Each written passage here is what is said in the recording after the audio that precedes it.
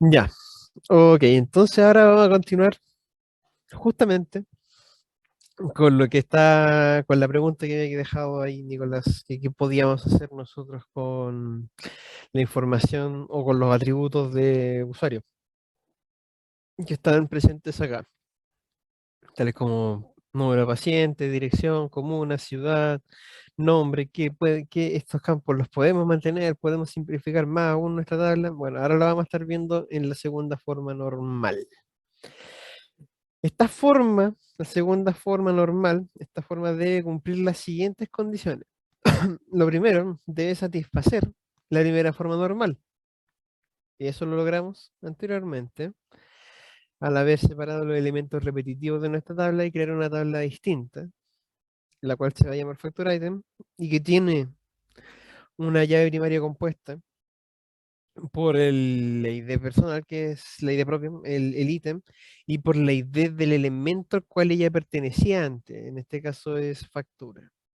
Entonces, con eso en mente ya tenemos nuestra primera forma normal lista, tenemos el primer requisito.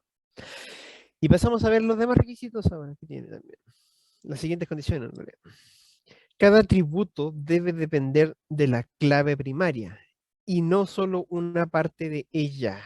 Ese es un punto importante acá. Cada atributo debe depender de la clave primaria y no solamente de una parte de ella. Por ejemplo, acá podríamos estar viendo justamente en esta tabla el nombre del usuario, dirección, comuna, no dependen solamente estrictamente de factura, sino que también están acá asociados a paciente, al número que tiene él.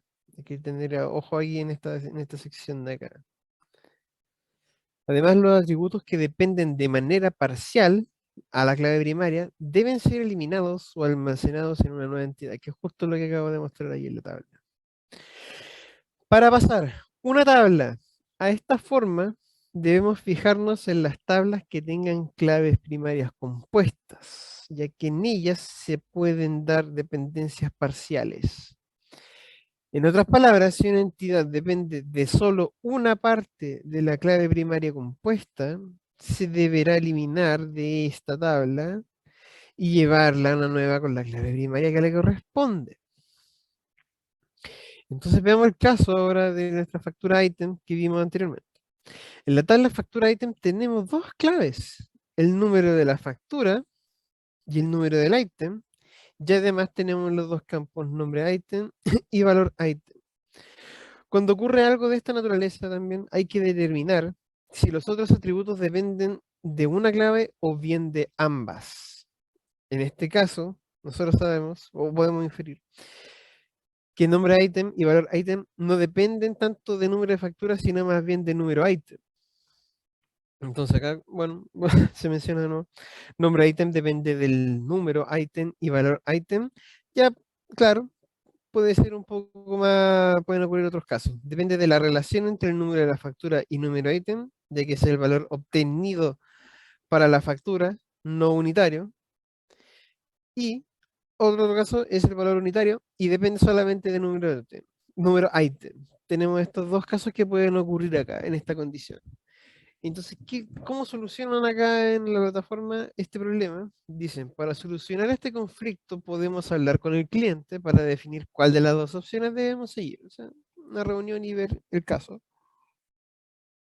Para efectos de este ejercicio se optó por la segunda opción, la más fácil, que el valor unitario depende, o sea, que es un valor unitario, el valor item, y depende simplemente de número item. Por ende, entonces acá tenemos una llave foránea, que también es primary key, pero estos dos atributos dependen mucho más del número ítem que del número factura. Entonces, como tenemos atributos que dependen de ambas claves y otros de una sola clave, tenemos que separarlas en dos tablas nuevamente. Por ende, ahora la tabla factura item ya no tiene los otros campos anteriores, que eran nombre y valor item, sino que simplemente contiene el valor número ítem. Como atributo lo ponen en este caso. Entonces, un número de factura determinado, o sea, el 244, por ejemplo, posee el número de ítem 1. ¿Y qué contiene el número de ítem? Pues este ítem tiene su ID propio y su nombre más el valor. Por lo tanto, quedaría de la siguiente forma las tablas que se verán ahora. Factura item queda como una tabla la cual contiene un ID y una propiedad, una foreign key, perdón. No se nota mucho, no se nota, o quizás ustedes lo notaron más que yo, pero está en cursiva. Es un punto importante ahí. No es que no fuera primary key, sino que es una foreign key, como está en cursiva. No sé si se nota o lo acerco más, chicos. Que a mí se me pasó aquí. Yo no me fijé bien que Sí se era nota, foreign sí key. se nota, sí se nota, Fernando. Ya. Número de ítem de Foreign King. Fíjate bien, Nico, ahí mira. Está en cursiva. Cuando están en cursiva son foreign key. ¿Ya? Y esta, por ejemplo, acá un atributo y un atributo. Pero esta que está acá en cursiva, que quizás yo estoy mal de la vista, bueno, ya ocupo lente. Entonces, yo no lo noté. Ya. Entonces, factura item consiste entre una primary key y una foreign key. Además de esto, como ya estuvimos leyendo acá, cuando tenemos claves, tenemos tablas con primary key, con llaves compuestas, se eliminan si es que estas dependen solamente de una. Creamos entonces otra tabla que se va a llamar simplemente ítem, por ejemplo. Y la tabla ítem contiene ¿qué cosa? Su primary key, que se envía como foreign key después a la otra tabla anterior, a factura ítem. Pero en cuanto a ítem, tenemos ¿qué cosa? Nuestro ítem, nuestro nombre y nuestro valor. Por ejemplo, acá podríamos hablar de quizás la factura de ítem, si a alguien se le ocurre, por ejemplo, podríamos agregar acá cantidad, por ejemplo. Entonces, en esta factura del ítem tanto compraron 45. Gastó 45 el cliente, o por ejemplo en rayo X gastó 10, por ejemplo, le hicieron 10 rayo X. También aquí entra también lo que hablaba antes aquí Jorge Oyarzún. Podríamos ahora podemos crear ya, por ejemplo, el 246, que podría ser rayo X de pelvis. 247, rayo X de cadera, etcétera. O sea, bueno, cadera, pelvis. De la tibia, por ejemplo. Y tienen distintos valores. Ahora que hemos desestructurado un poco más nuestro esquema que teníamos acá de factura item. Claro, Tenémosla ahora eso también. igual, Ujú. disculpa, Fernando, ahora igual eso está un poquito raro porque, por ejemplo, uno cuando está normalizando, igual es una primary key compuesta, Sí, ya la de factura item. No es que factura sea la primary key, no, claro. porque Item si también fuera es. solo factura, no podría haber más de un registro Claro, de factura, solo aceptaría uno. Entonces es primary key compuesta y además el número ítem es llave foránea, ujú, pero también lo es factura. claro. Ambas son llaves foráneas. Allá son ya de Francia. Y ambas son primary key. Entonces, claro, entonces en ese Así que caso yo las dejaría las dos como primary key, lo hubiera puesto las dos como primary key y por último las pongo en cursiva indicando que ambas son primary key y a la vez son foreign key. claro. Hagámoslo aquí también, entonces, después. Claro, porque Ahí. número factura también es llave foránea. Sí, llaves foráneas. Ambas son llaves foráneas y ambas son primary Ambas key, son, como estábamos viendo aquí, por ejemplo, en participante, que era una tabla intermedia. Ambas son primary key y también son foreign key. Exacto. Hay que agregar. Y agreguemos otro más de esto. ¿Puedo hacer control C, control V? No. Agreguemos otro más también aquí, allí, por ahí. O ahí, lo voy a dejar ahí arriba, que se entienda en realidad. Que es primary key también en esta tabla. Importante aclaración. Bueno, y acá también debería tener el. Bueno, aquí se cayeron de nuevo. sí, Acá también tiene que indicar que esta es una una foreign primary key. key. Eso era, primary key. Ahí. Esa es primary key. Ujú. Ya. Chicos, en cuanto a lo que estamos haciendo ahora en la segunda forma normal, ¿hay alguna duda? En este caso que estamos viendo aquí, que es de factura item. Ahí, ahí. ¿No? ¿Sí? ¿Alguien no entendió?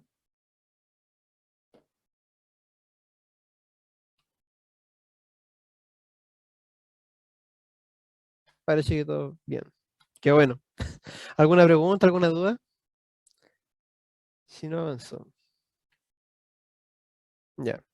Sí, ya. Entonces, la, la- el número del item se dejó como primer equipo por aquí. ¿Por qué razón? Porque también estaba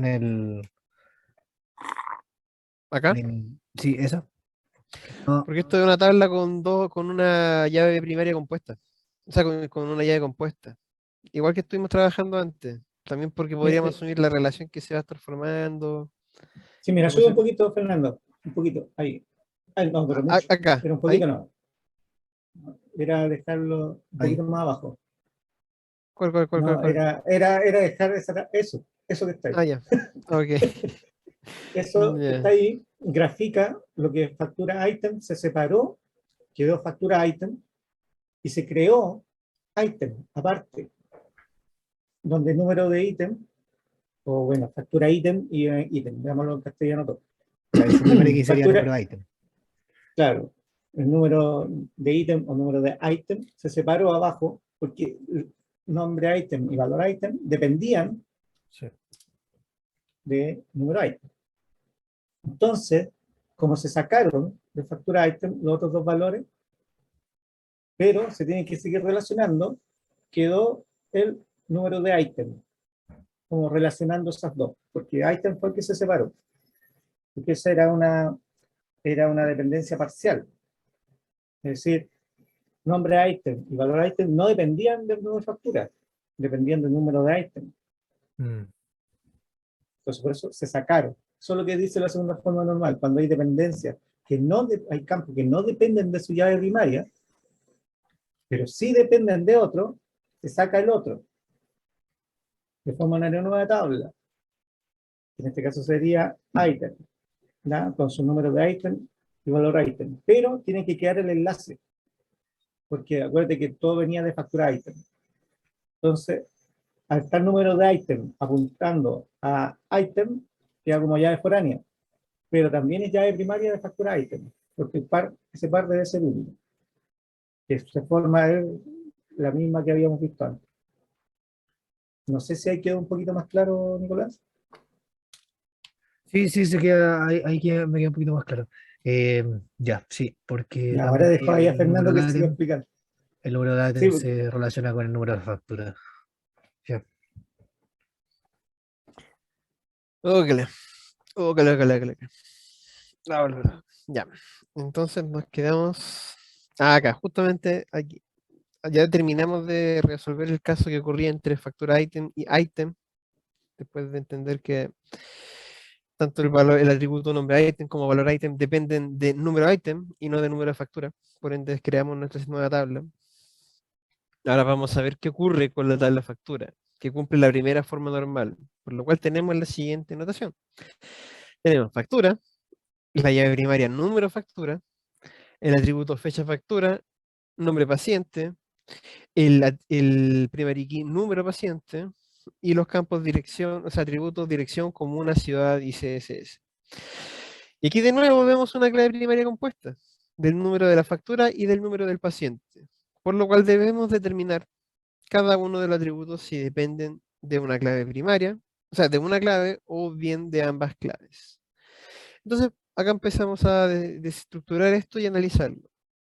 La fecha factura depende de la relación entre el número de la factura y el número del cliente, porque esta es la fecha en cual una persona fue atendida y se creó. Después tenemos nombre paciente, que depende en realidad de el número de paciente, de quien fue ingresado. Y por ende también podemos asumir que la demás información que se presenta acá está relacionada al paciente, tanto su dirección, su comuna, su ciudad y el nombre del paciente están asociados acá al primer ID de número paciente. Ahora, el código del sistema de salud depende del paciente, en este caso del número paciente. Entonces también se marca que es parte de las necesidades del número de paciente en este caso. El CSS ahí yo no sé muy bien qué hace. O sea, si existe realmente. Ya. ¿Se entendió esta separación que se hizo, chicos, acá? De que el número de con asa y factura. sabre. Ah, ya. Ah, sí, código del sistema. ¿Por qué lo pensaba de otra forma? Ya puede ser el tema del sábado. No analicé bien. Me pasó colando abajo, claro. Ya. Respecto a esta separación que estamos haciendo de campo, ¿hay alguna duda para poder avanzar esta tabla a segunda forma normal? Estamos viendo la dependencia de los atributos a qué llave foránea tienen ellos. Número de paciente, dirección comuna ciudad, CSS, dependen del número de pacientes, y fecha de factura depende del número de la factura. ¿Alguna duda respecto a eso? O sea, fecha de factura en realidad, perdón, fecha de factura es como intermedio, depende de tanto de, importante esa aclaración, depende tanto del cliente, del paciente, como de la factura en sí, del número de la factura. Ahí los dos colores. ¿Ya? Veo que no. ¿No hay preguntas? Entonces voy a avanzar. Ahí, por favor, si tienen preguntas, levanten la manito, chicos. Yo estoy mirando siempre la pantalla al lado, por si me mandan un mensaje o si levantan la manito. Del caso que estamos viendo ahora, podemos inferir entonces que vamos a tener nuestra tabla factura, se va a mantener, la cual va a tener su ID de su primary key, número factura, y su campo fecha factura. Y también tendremos nuestra nueva tabla, que está en base al número paciente como primary key y que contiene los siguientes campos que están marcados en amarillo. ¿Qué dicen acá? Entonces, ya, acá. Entonces, esto resulta en que tendremos dos tablas. La tabla factura, con su primary key, número factura, y su foreign key, número paciente, que también es un primary key. Hay que agregarlo allí después. Agreguémoslo al tiro. Pum. Número paciente. Y el campo fecha factura que depende de número factura y número paciente. Y además de esto, tenemos nuestra nueva tabla paciente, la cual tiene un primary key, que es número de paciente, y contiene los siguientes campos. Nombre paciente, dirección, comuna, ciudad y CSS. ¿Ok? ¿Alguna duda respecto a esto? Bueno, aquí el número paciente debería estar entre negras también, entre negritas. Acá se visualiza ya como si se vería una consulta, por ejemplo, a ambas tablas. Por ejemplo, una específica de paciente, entonces nuestro paciente ahora tiene su número, su nombre, dirección, comuna, ciudad y CSS. Y factura quedaría de esta forma, lo cual queda mucho, mucho más simplificada que la forma principal que teníamos nosotros anteriormente. Y también ya no incurrimos en esa creación de data repetitiva que teníamos al comienzo, por ejemplo, tanto como para item como ahora para factura. Que factura ahora simplemente tiene su ID, la fecha en la que se creó y el paciente a la cual está asociada esa creación de factura. Y paciente simplemente tiene estos datos estáticos, ya no tenemos que repetirlo acá. En caso de que el paciente fuera ingresado otra vez, por ejemplo. Simplemente crearíamos un nuevo ID de factura, se crearía una nueva fecha por otro ingreso y se mantiene el ID del paciente. ¿Ok? ¿De acuerdo? ¿Alguna duda respecto a cómo llegamos a este punto? Que tenemos ahora nuestras tablas ya en la segunda forma normal. Ya, no hay ninguna manito arriba. Continuemos. Ejercicio propuesto. Tercera forma normal. Ya estamos llegando a la última de las formas bueno, que se enseñan acá en realidad, para normalizar nuestra tabla. Esta forma debe cumplir las siguientes condiciones. Primero, debemos satisfacer la segunda forma normal. Ya lo hemos hecho en los pasos anteriores, eliminando la dependencia de atributos a una tabla que posea una llave primaria compuesta. Acá solamente hay un ID, acá hay una llave primaria compuesta, pero con un solo valor, producto de lo anterior. En cambio acá no, estos datos pertenecen solamente a este.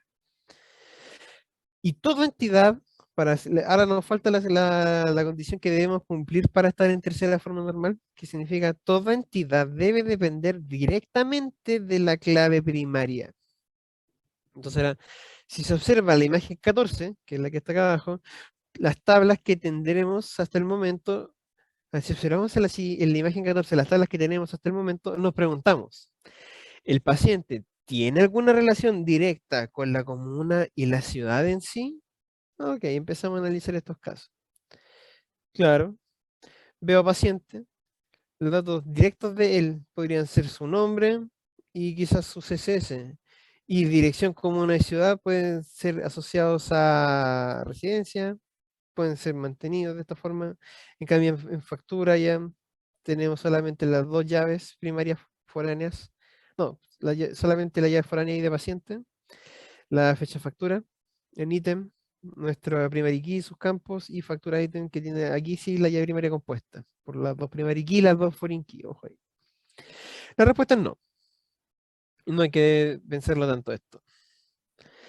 Esta dependencia la respuesta es no. A esta dependencia entre el paciente y su dirección se le denomina dependencia funcional transitiva. Voy a marcar. Dependencia funcional transitiva. Y se define como la dependencia que tiene un atributo con otro de la misma entidad de forma indirecta y transitiva. Clarísimo ahí. Es decir, en una tabla de atributos A, B y C, y el atributo A depende directamente de B y a su vez B depende directamente de C, ¿qué sucede? Que A depende indirectamente y transitivamente de C, pues su dependencia directa, la cual es B, está dependiendo directamente también de C. La dependencia funcional transitiva solo puede ocurrir en entidades con 3 o más atributos en esta fase. Si aún quedan atributos que no dependen directamente de la clave primaria, queda llevarlas a una nueva tabla y se puede relacionar a través de una clave foránea con la tabla proveniente. Para pasar a esta forma, debemos encargarnos de eliminar toda la dependencia funcional transitiva. Este tema de los atributos A, B y C, estamos hablando en este caso acá de la dirección del paciente, tanto su dirección como comuna, como ciudad. Por ejemplo, acá podríamos analizar el tema de ciudad y comuna y dirección, la dependencia que éstas tienen entre sí y cómo la tienen con paciente, qué tan directa es y si es de manera transitiva o si es indirecta, o sea, de forma indirecta y si es y transitiva. Entonces, ahora vamos a estar viendo cómo analizar este tema con el paciente. ¿Cómo se va a aplicar lo que estamos hablando actualmente de las dependencias entre el atributo A, B y C entre sí en la tabla que estamos realizando? A continuación, tenemos la tabla paciente, en la cual nombre paciente, número paciente, dirección, código CSS, dependen directamente del paciente. ¿Ok? La dirección, esta dirección específica que está acá, depende junto a esto y esto dependen de su ID, dependen de este ID, están acá, de la creación del dato en sí cuando lo ingreso yo. Pero la comuna y la ciudad no. ¿Ya? Ojo allí, ojo allí. ¿Dónde está? Pero comuna y ciudad no dependen directamente del paciente. Por lo tanto, se separan estos atributos de la tabla. La dirección sí. ¿Se entiende por qué la dirección sí depende del cliente y la comuna y la ciudad no? Porque de cero comuna está en la ciudad dirección más que el paciente. Claro, claro. La dirección varía mucho y depende de persona en persona, pero las comunas y las ciudades son constantes. Entonces esto ya lo podemos guardar en otra tabla después, a la cual va a asociar la dirección. ¿Ya? Entonces la dirección tanto, está en Viña del Mar, por ejemplo, acá. Eso se vuelven unas constantes que ya no tienen una inferencia tan real en cuanto a la composición de la tabla paciente. Entonces, lo que ocurre después de hacer ese análisis que ahí conversamos con Nicolás es que tenemos nuestras tablas de la siguiente manera. Tenemos nuestro ID o sea, nuestra primary key de paciente, nuestros campos que son directamente dependientes de la instancia creada acá, que son el nombre, la dirección y el código, y una tabla llamada ID comuna, que es una foreign key, y además, pero, a ver, déjame agregar acá, se les fue, ponerle acá. Ah, no, pues esto es foreign key, no, esto es foreign key, no la primary key. Claro, es una foreign key. Y ahora tenemos nuestra tabla comuna, en la cual acá está su primary key, que es el ID de la comuna, y este ID va asociado tanto a una ciudad como al nombre de la comuna. Entonces la comuna número 5, por ejemplo, podría ser Lo Barnechea y está en Santiago. Entonces yo simplemente digo, voy a crear mi nuevo paciente, el paciente número 3 se llama Fernando, su nombre de paciente, su dirección es Villadulce y código del sistema de salud de FONASA.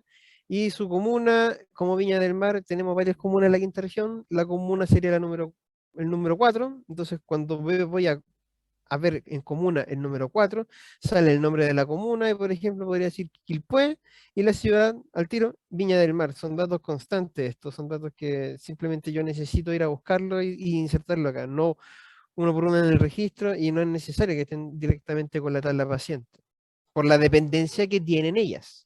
Eso es lo que analiza ya la tercera forma normal. En este caso, se deja una ID comuna como clave foránea en la tabla paciente para hacer referencia a ella, a esta de acá. Ah. Ahora, si observamos la tabla resultante comuna, la ciudad también no depende directamente del ID de comuna, por lo que nuevamente se debe separar ese atributo resultando en las siguientes tablas. Ahora tenemos una tabla la cual contiene comunas con sus propios ID, sus nombres y un ID de una ciudad a la cual era asociado. Y yo tengo mi tabla ahora de ciudades que puedo tener todas las ciudades del país, por ejemplo, con su ID respectivo. Y después esto lo voy asociando a las comunas. Cada vez voy desfragmentando más esta información y voy creando mis tablas de manera concreta. Acá, mis tablas, permiso. Mm, Se me seca, se me seca la boquita. ¿Ok? Tenemos nuestra tabla comuna entonces con su primer key, su nombre comuna, y como la ciudad no depende, o sea, como la ciudad no depende directamente de la columna, de la comuna, entonces podemos separarlo. Podemos analizarlo de esa forma, por ejemplo. Queda más simple así cuando estemos analizando casos, bueno, haciendo el ejercicio después la ayudantía, por ejemplo, vamos a estar viendo paciente, ya, tiene su primer key, de acuerdo, tiene su nombre, sí, la dirección, también, el código de sistema, sí, y si vemos después el nombre de la comuna y la ciudad están tan estrechamente relacionados con la estructura de mi tabla paciente, ahí podría ser un poco debatible, y ahí entonces podemos pensar, ah, ya, entonces esto en realidad es más importante la comuna, lo podemos separar en otra tabla. Entonces los separamos, creamos una foreign key que va a estar asociada a paciente. Tengo mi primary key de la comuna, donde está mi nombre de la comuna y después tengo la ciudad. Y ahora digo, ¿la ciudad es totalmente dependiente de la comuna? No.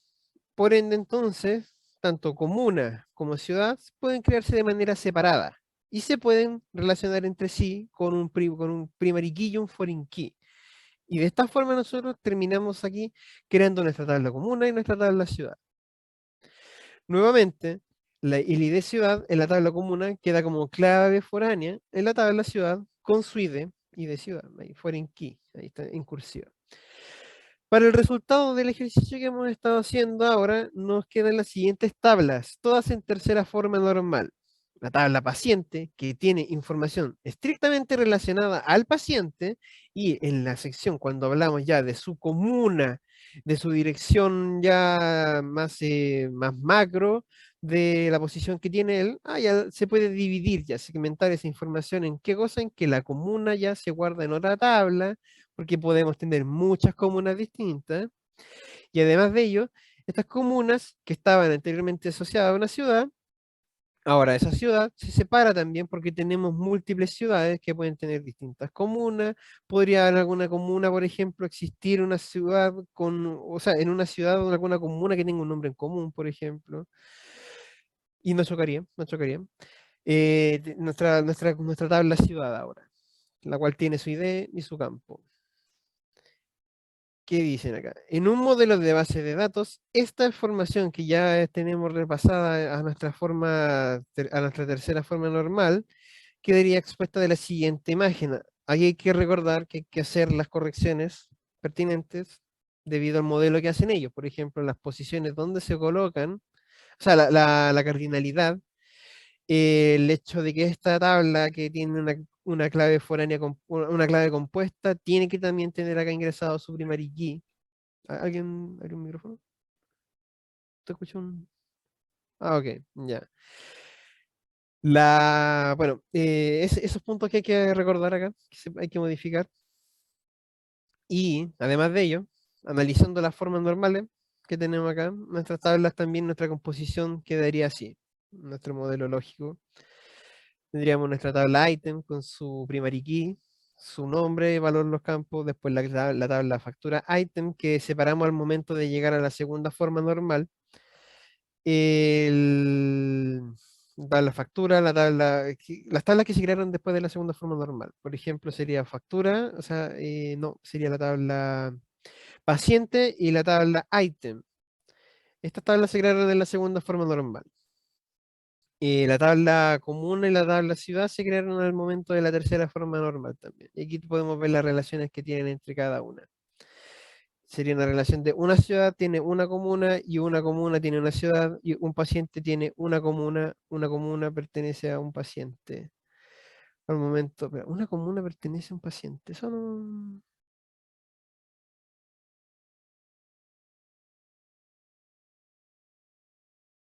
Ah, ya no, pero es que ya es por el tema de la carnalidad que no está. Tenemos que hacerla bien. Una comuna puede tener múltiples pacientes. Y un paciente tiene una comuna. ¿Ok? Chicos, profe. Sí, que ahí la cardinalidad está mal puesta y está puesta en un Ujú. flitch y todo, no es el... Sí, no es el cual deben guiarse. Este manual lo hicieron los creativos del puente Caucao. Así Claro. parece. Ya.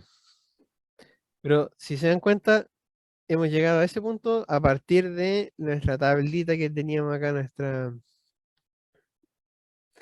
de esta super tabla, única tabla que llevaba toda la información y se repetía y se repetía, y era bastante bruta, podríamos decir.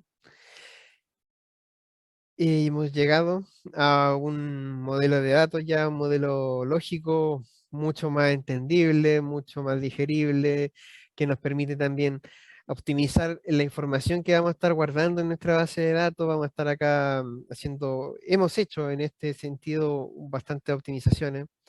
Las consultas también van a quedar más claras para nosotros al momento de estar formándola porque tenemos este diagrama mucho más claro.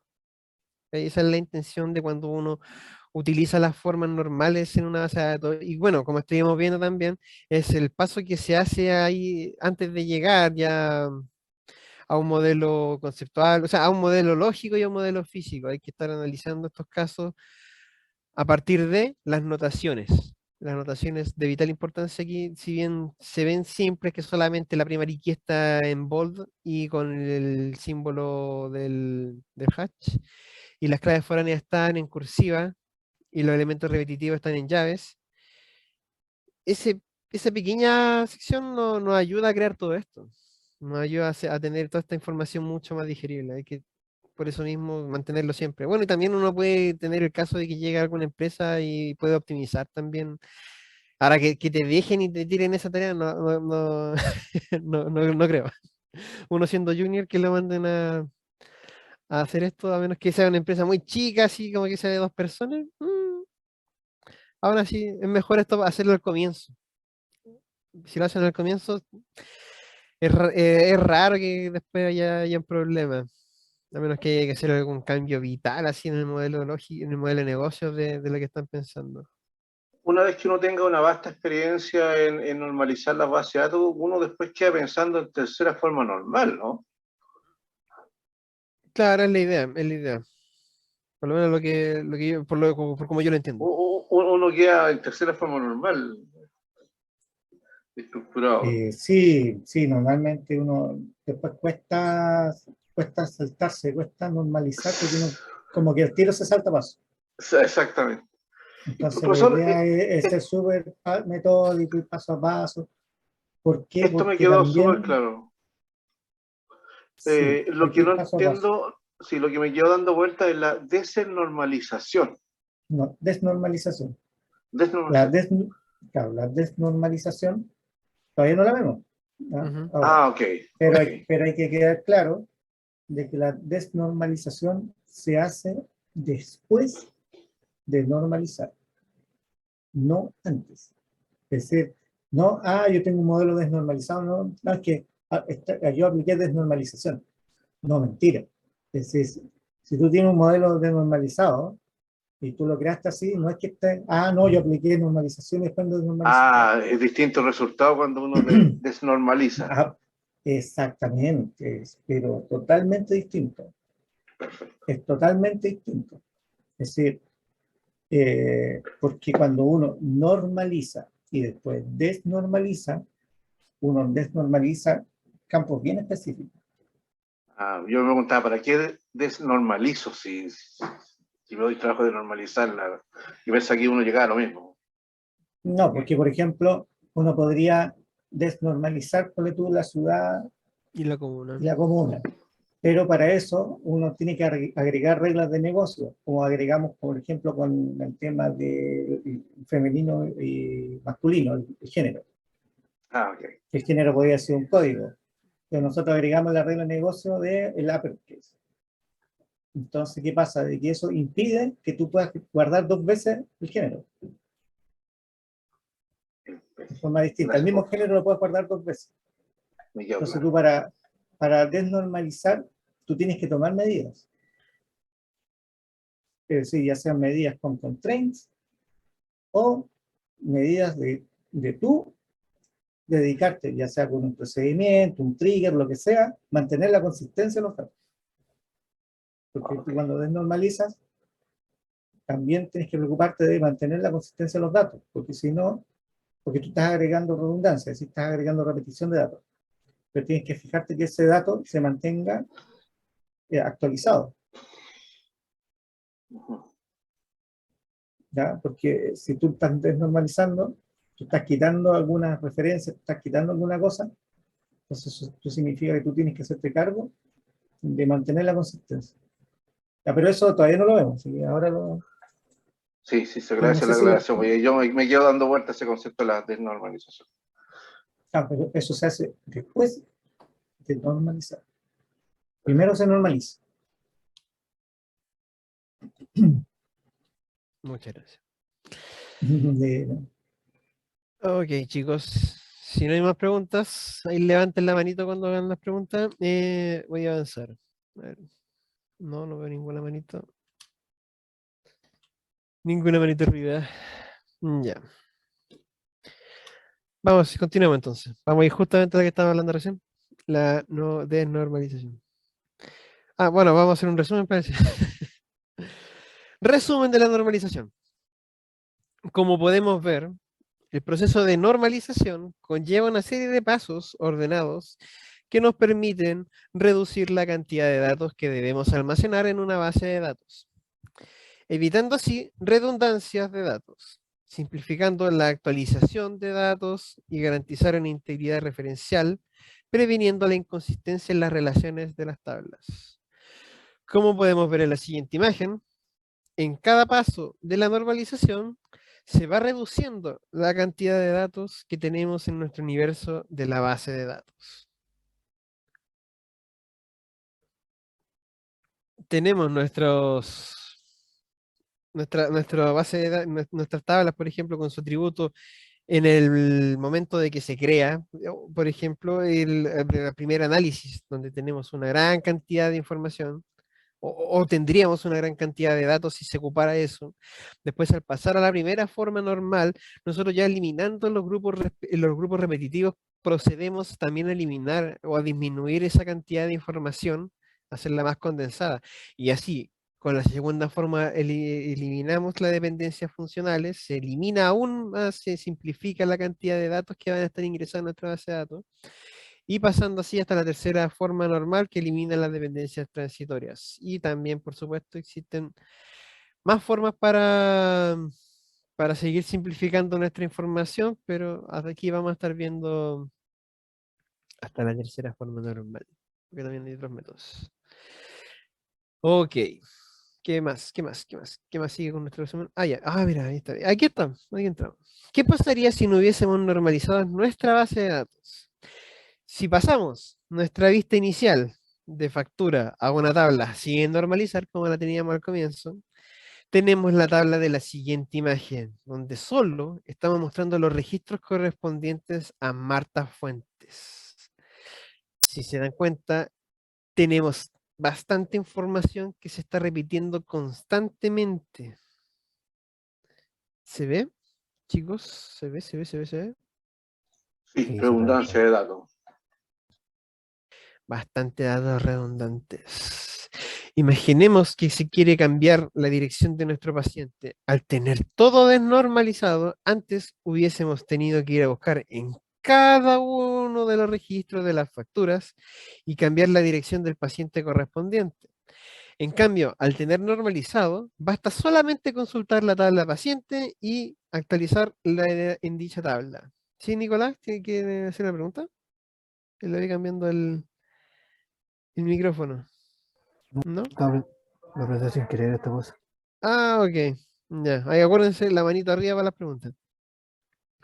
Lo bueno de tener la base de datos completamente normalizada es que se minimiza el espacio necesario para almacenar los datos y además se reduce las anomalías de mantención. Anomalías de mantención sería lo que acabamos de mencionar. Por ejemplo, para cambiar dirección de paciente, todas esas consultas, o sea, todos esos queries deben ir asociados a tanto a televisión, rayos, exámenes, por ejemplo, cada vez que la persona haya sido ingresado a su dirección de paciente.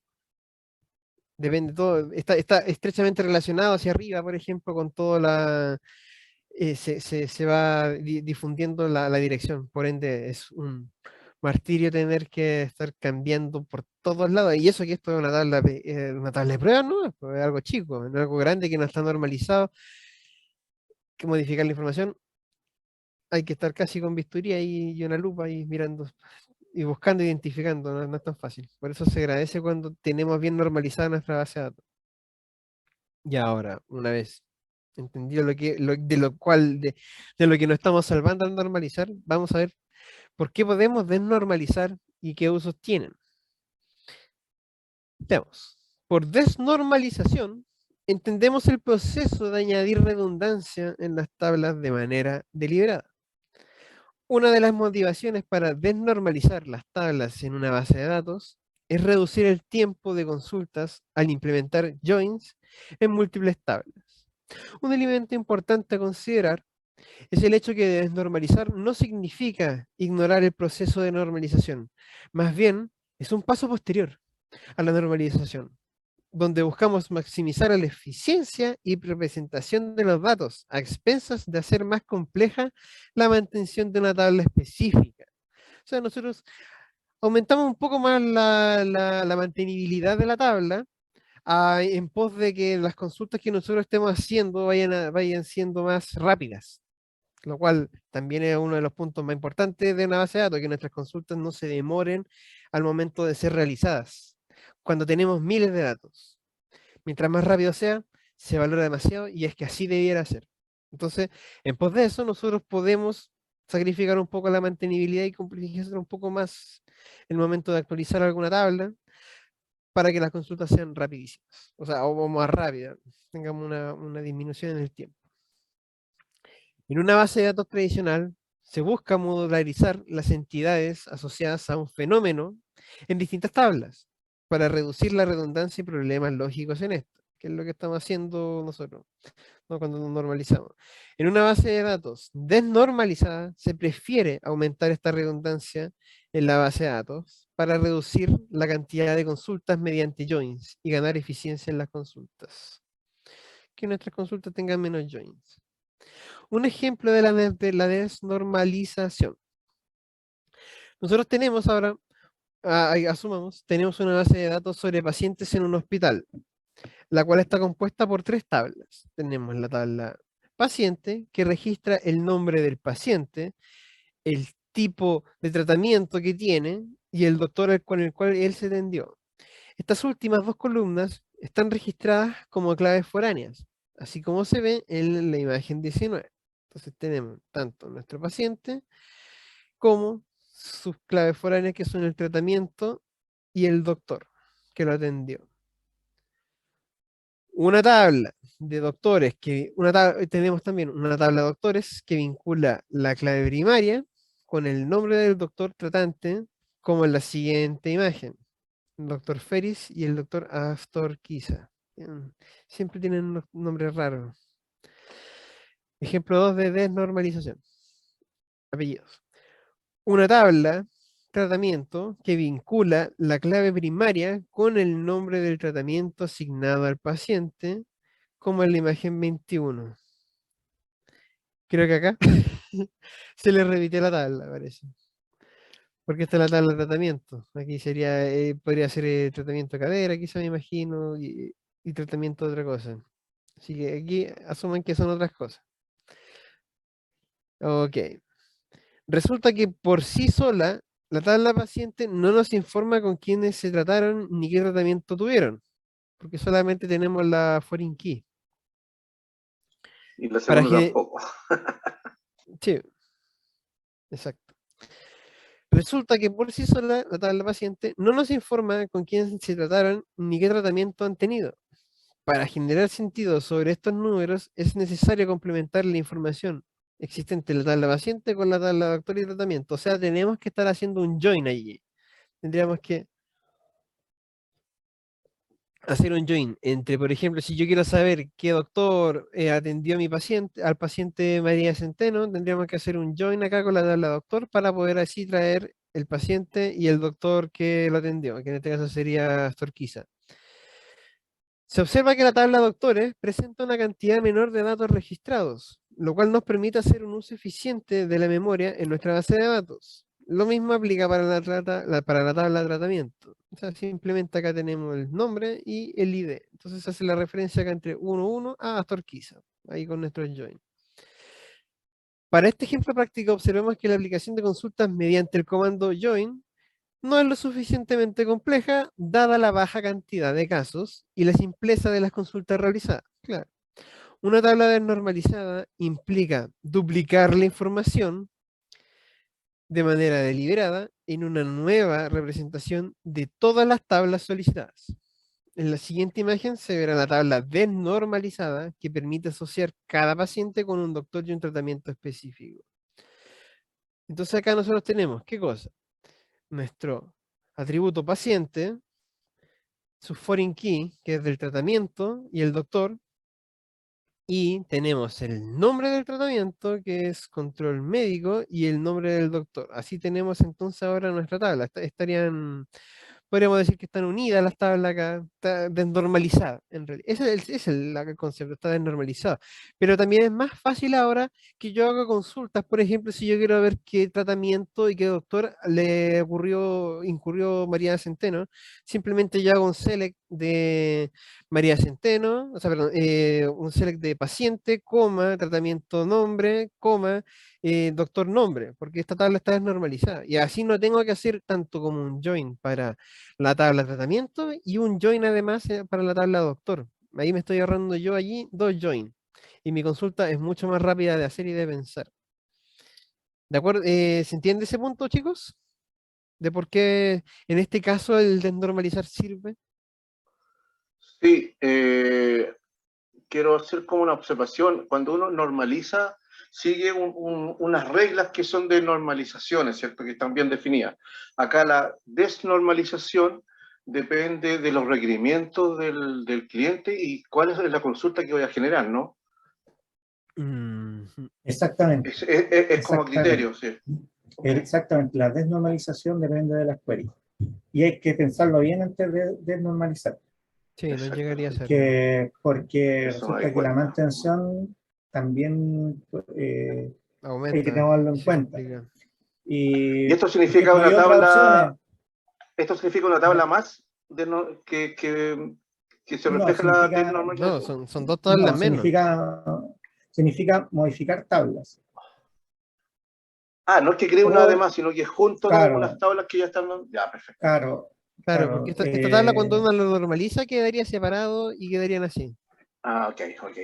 Yo pensé que era una tercera tabla como extra que refleja las dos que están ya normalizadas, ¿no? Es juntar las dos tablas normalizadas en una sola tabla, ahí las desnormalizo. O a una tabla agregarle un campo de otra tabla, que eso es como lo más normal de una desnormalización, es cuando tú le agregas columnas a una tabla con redundancia de datos. Eso es lo normal de una desnormalización. ¿Ya? Que tú a una tabla con la que le vas a hacer las consultas, le agregas columnas de otra tabla. Eso es lo normal. Ahora, eso se ocupa harto para agilizar las queries, pero, insisto, hay que hacerse cargo de eso. Normalmente hay que hacerlo a través de triggers, por ejemplo, para que mantengan la consistencia, lo cual implica que hay que agregar más algunos detalles, porque eso también implica que cuando tú estés insertando datos, entonces, por ejemplo, en el update, tu gatilla es el trigger que actualiza el otro, entonces significa que la escritura va a ser más lenta. Sí, hay que poner una balanza a costo-beneficio. Aumenta la carga. Entonces, sí, como Entonces, dice claro, Ramón, la consulta va a ser más rápida, pero la escritura va a ser más lenta. Entonces, hay otras formas más complejas que te entregan los motores de resolver el tema de la velocidad, como son las pistas materializables y ese tipo de cosas, que son conceptos más avanzados que permitirían llevar, más que desnormalizar, ocupar estas otras herramientas que te proveen las bases de datos, que son herramientas más avanzadas, para mantener, la pista, sí. Claro, pero la vista normal va a tener el mismo costo, pero una vista materializable no. Entonces ahí es donde tú vas reduciendo el costo, pero la vista materializable no es una vista en tiempo real. Entonces, es por eso ahí tú, dependiendo de lo que tú necesites, tú tienes que ir balanceando el rendimiento. Entonces, hay veces que sí, tú vas a desnormalizar, pero tienes que hacerse cargo de esa anomalía del dato, ¿ya? Porque tú vas a tener que insertar, y tú vas a insertar ese dato desnormalizado. Cuando insertes, tienes que hacerse cargo de que haya una consistencia. Entonces, si tú vas a insertar directamente sobre esa tabla, tú estás llamando a un dato de otra tabla, entonces vas a verificar sobre ese dato si ese dato es consistente, y a la vez, cuando tú modifiques la otra tabla, también tienes que modificar esta otra tabla. Entonces,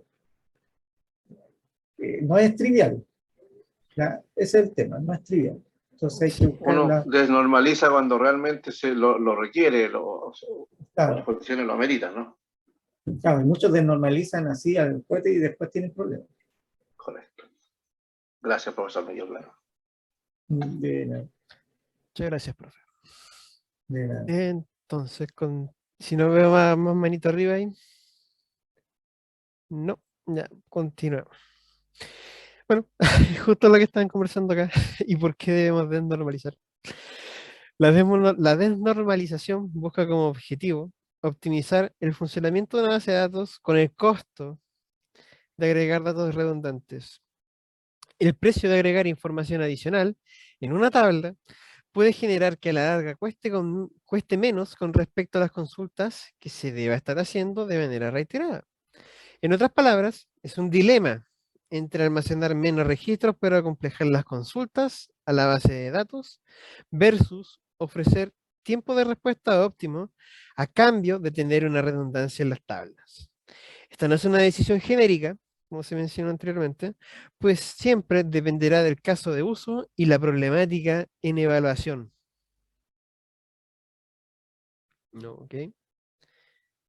Y a ver qué dice acá. Diccionario de datos. Ahora vamos a ver si otro tema ajeno a. Ya, relacionado, pero nuevo. Diccionario de datos, chicos. Competencias. ¿Qué estaremos viendo ahora? Reconocer la utilidad del diccionario de datos y elaborar un diccionario de datos detallando un modelo relacional. Esta es la introducción. Al pensar en un diccionario, seguramente se nos viene a la mente la idea de un libro con palabras y definiciones, donde consultamos aquella información que nos causa duda o curiosidad. El diccionario de datos no es más que una guía descriptiva de cómo está construida la base de datos, sus entidades, relaciones y restricciones, para análisis detallado del modelo implementado. Su uso persiste por casos en donde quien no está íntimamente familiarizado con nuestro modelo de datos necesite saber algo de las tablas, sus relaciones, los tipos de datos o cualquier detalle que le sea de utilidad. Por ende, recurre al diccionario de datos. Aquí radica la importancia de entender este concepto, como dejarlo, la información más clara para alguien, para otro usuario que esté viendo la base de datos que nosotros hemos creado anteriormente. Es nuestro índice, nuestra forma de guiarnos también para nosotros poder ubicar ciertos elementos que nosotros queramos corroborar. Como se dice acá, entidad, relación, restricción. Diccionario de datos, continuamos.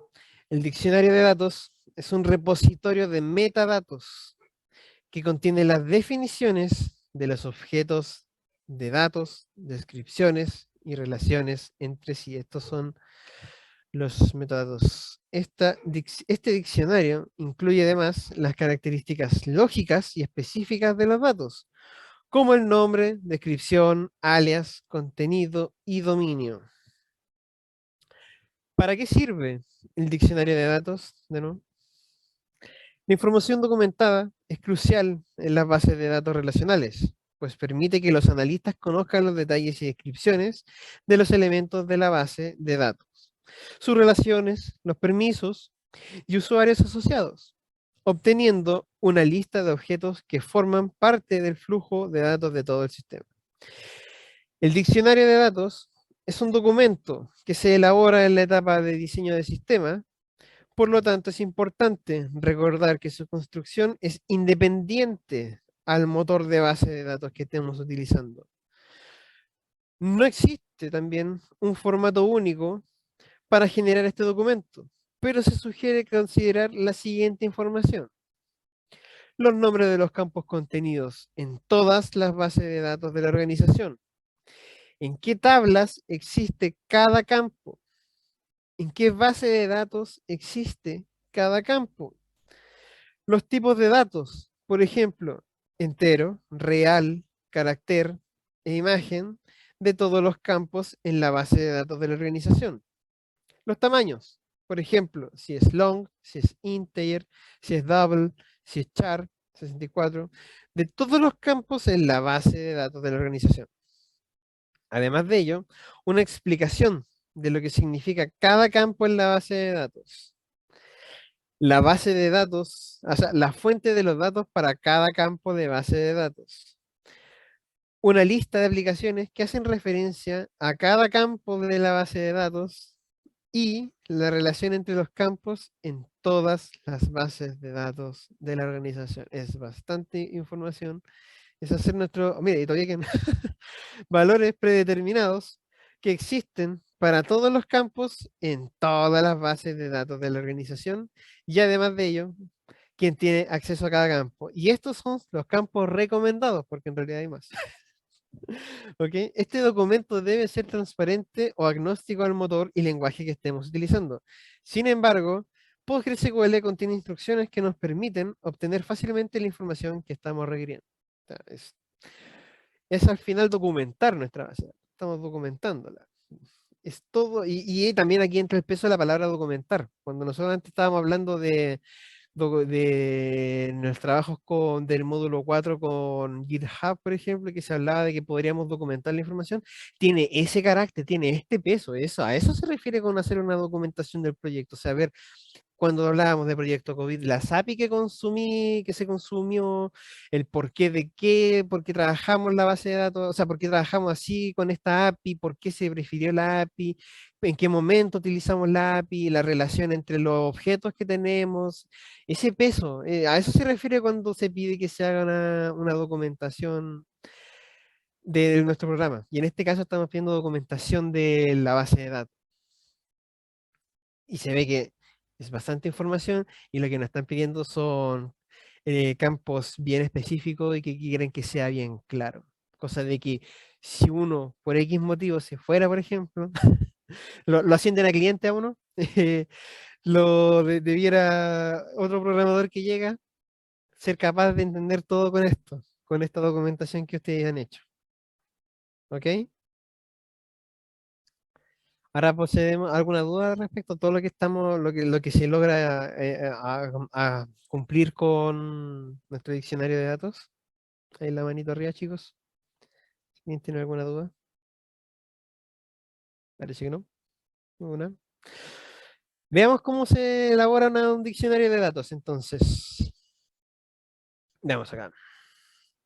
Dentro de la terminal de Postgre podemos ejecutar un select que nos permite, que nos sirve como recurso para documentar nuestro diccionario de datos, puesto que nos ofrece información sobre el detalle de las tablas, columnas, tipos de datos que hemos creado en nuestro modelo. El siguiente select puede ser ejecutado dentro de cualquiera de tus bases de datos. Entonces, hagamos esto. A ver, tipo de dato, tipo... Ah, ya. Ok. Hagamos este select acá y ocupemos en la base de datos que hemos estado creando ahora, que si no me equivoco esta era proyecto. Entonces, de todas formas, creemos otro archivo acá que se va a llamar diccionario. Diccionario datos. .sql. ¿Qué estamos haciendo en este caso entonces? Esto es la confección inicial del diccionario. Ejecutémoslo ahora en nuestro terminal. En usuario proyecto. Ah, ok. Por acá. ¿Qué pasará ahora cuando yo presione Enter? Veamos. Me tiene un problema con el from. ¿Por qué? Information schema.columns Es schema. una coma de más. Ante el from.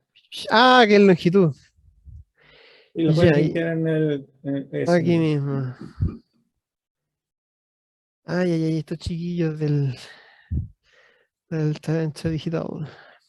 Veamos para acá. ¿Y ahora qué pasará cuando presione Enter? ¿Quién nos ha creado? Tenemos el nombre de la tabla. Tenemos las columnas que esta tabla tiene. Tenemos su posición. Tenemos si es nulo. Tenemos el tipo de datos que maneja la tabla. Y tenemos su longitud. Pero veamos qué es lo que nos explican acá en la documentación. Por ejemplo, acá podemos ver que usuario de tipo password está en la tercera posición.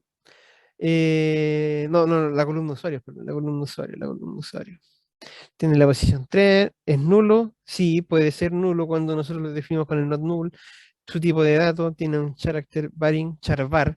Ahí tienen ya después el nombre de cuando uno ocupa varchar. Character varying. Y es de 255 en el caso. A ver, entonces veamos qué nos está diciendo esto. Como podrás ver, la información que estamos consultando proviene de information-schema.columns.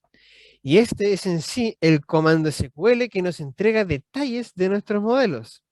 Y al ser ejecutado, se obtiene la siguiente tabla que hemos visto. Ay, a ver, acá están ocupando otra tabla. Bueno, ya. Tabla nombre arriba, columna, posición, nulo, tipo de dato y longitud. Asumamos estos campos que nos muestran ahí. Tiene la posición 2, 3, 1, 4. Ahí ya estaremos viendo qué significa. Esto nos permite tener una idea de sobre la información de nuestra tabla. En este caso describe tabla nombre, el nombre de la tabla, columna nombre, el nombre de la columna, posición, la posición del atributo dentro de la tabla. ¿Cuál fue creado primero? El título se creó después, primero se creó el ID, después el título, después el año y después el director. Además de ello, tenemos nulo. Detalla si el campo está especificado como not null o en su defecto, el not null como no o not null como yes, que es cuando uno no lo pone. Después tenemos tipo de dato, especifica el tipo de dato del atributo y además de ello la longitud, especifica la longitud declarada para esa columna. ¿Ok? Y eso están con alias, por supuesto. El nombre real de ellos está acá, aquí. Table name, column name, ordinal position, is nullable, data type. Y después tenemos también el coalesce, no sé cómo se pronuncia en realidad.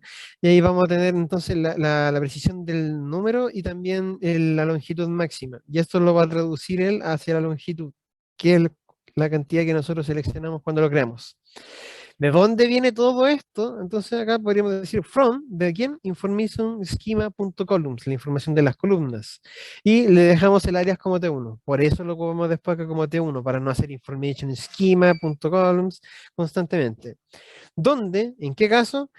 El information schema, punto, su tabla, sea igual al público. Y nos va a ordenar según el nombre de las tablas. Para conocer el catálogo completo de los detalles de las columnas, podemos revisar la documentación oficial en PostgreSQL. Entonces, si nos vamos para acá, después nosotros empezamos a buscar el tema de la Information Schema. Acá sale todo lo que nos puede proveer el Information Schema y que podríamos nosotros mostrar al momento de hacer nuestro select que hicimos acá. Acá solamente hemos traído la información como más entendible y con la que hemos trabajado más constantemente. Pero, por ejemplo, también tenemos, por ejemplo, a ver, posición de intervalo, el dominio del catálogo, debería estar el scope también que alcanza cada elemento. ¿Qué más tenemos? Si es generado o no, podría ser acá quizá para ver el tema de nuestra secuencia que se crean, si se puede hacer update o no. Mucha información acá que nos puede servir a nosotros para documentar, para hacer un buen diccionario ahí de datos. Ok, ¿qué más? Ah, ¿y ahí nos cortó? ¿Y ahí nos cortó todo? Nos muestra un ejemplo. Los diccionarios de No, datos normalmente son fichas. Ya se sí. trabajan en fichas como tabla en Excel, así como tablas Excel en fichas, y uno va rellenando todos los datos, es como equivalente a una ficha de biblioteca de un libro, pero con los datos. Y ahí uno va repitiendo esa misma información en varias fichas. ¿Ya? Es decir, el diccionario de datos se ve como fichas. Por cada tabla tiene su propia ficha con los campos y sus descripciones. Claro. Entonces, porque ahí no mostró un ejemplo de cómo se ve un diccionario de datos. Diccionario de datos son fichas. ¿Ya? Claro, y Veanlos. esto es como la mención que hicieron acá también. Y Esto tampoco se ocupa la, en la la prueba. profundidad de, la- de ese diccionario de datos, de esas fichas, depende del equipo. ¿Ya? Porque, como pueden ver, puede ser incluir mucha información, como puede incluir la información elemental para funcionar. Ujú. ¿Ya?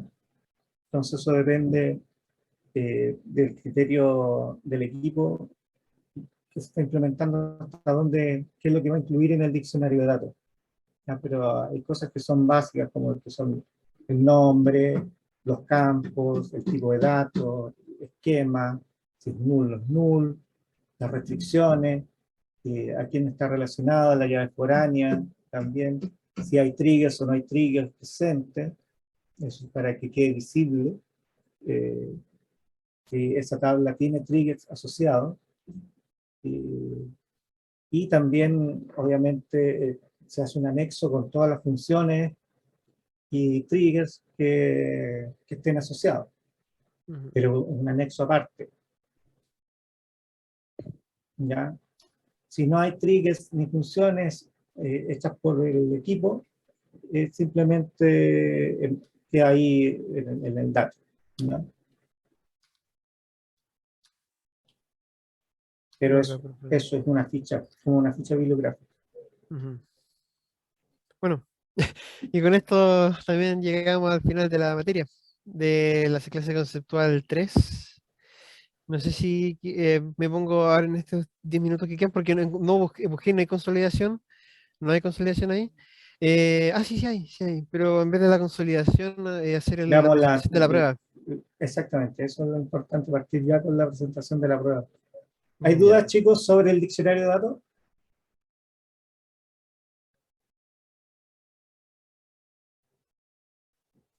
Más que nada, Microbioma. ¿en qué momento se crea este diccionario? ¿Habría que hacerlo como apenas uno vaya generando tabla o cuando ya, Al ya final, las tengo todas listas? sí, al final de tu modelo, tú documentas tu base. ¿Ya? Y ahí es donde se entrega cuando se entrega el proyecto, ya está listo, está modelada, tenemos listo, está normalizado, está funcionando, tú entregas la base, en ese momento entregas el diccionario de datos. Mm, Aquí en Google hay varias, si uno coloca diccionario de datos en imágenes, busca las imágenes, hay varios formatos de cómo manejan los diccionarios ahí. No sé si Fernando puede hacer una búsqueda ahí, diccionario de datos, y base de datos de ese mismo, diccionario de datos, base de datos, y anda imágenes. Y ahí se pueden apreciar distintos esquemas de cómo van describiendo las bases. ¿Ya? Cada descripción, tipo de datos, tamaño, campo. Ahí, C paterno, por ejemplo. Ahí, C materno, C nombre. Nombre del empleado, apellido materno. Claro, ahí hay una forma Claro, de hay, documentar. hay, Acá tenemos hay otro. distintas formas que son fichas.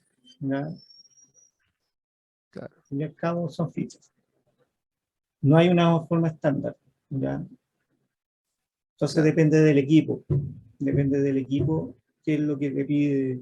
¿Ya? Pero las cosas que yo les nombré son como lo ideal, eh, porque también si se ocupan funciones, esto también debe estar reflejado en el diccionario de datos. Si esa tabla hace uso de funciones, hace uso de triggers, entonces se coloca, se dice cuáles funciones son las que se ocupan, y todas las funciones y triggers se describen en un anexo aparte, ¿ya? Porque también tiene su propia definición.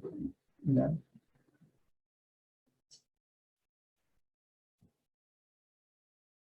Ok. Pero es eso, el diccionario de datos es una ficha. ¿Alguna otra duda, chicos, respecto al diccionario de datos?